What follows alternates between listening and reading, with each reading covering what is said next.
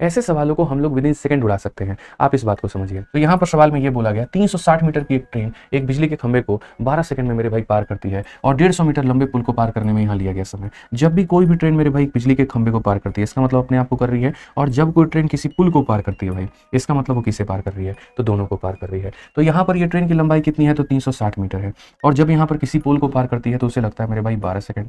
अब वो ट्रेन किसे पार करना चाहती है, पुल को, तो खुद की लंबाई होगी 360 और पुल की लंबाई होगी मेरे भाई 150 मीटर। तो कितना लगेगा? जब ये ट्रेन पुल को पार कर रही थी तो अपने आप को पार कर रही थी, अपने आप को पार कर रही थी, इसका मतलब 12 सेकंड में कितने की दूरी जा सकती है, 360 मीटर। या हम उल्टा ये भी कह सकते हैं 360 मीटर की दूरी को तय करने के लिए उसे 12 सेकंड लगते हैं। अब उसे कितने की दूरी तय करनी है, तो अपने आप को और पुल को दोनों को पार करना है, मतलब 510 को। अब उसे इतने की मेरे भाई दूरी पार करनी है। तो यहाँ पर इतने की दूरी पार करने के लिए इतना सेकंड, तो इतने की दूरी को पार करने के लिए कितना लगेगा? आप दोस्तों 12 से काटिए 3 बार में, और 3 से काटिए कितनी बार में, 17 बार में। जीवन में कभी भी कंसेप्ट बना करके पढ़ेंगे ना, कभी दिक्कत नहीं आएगी।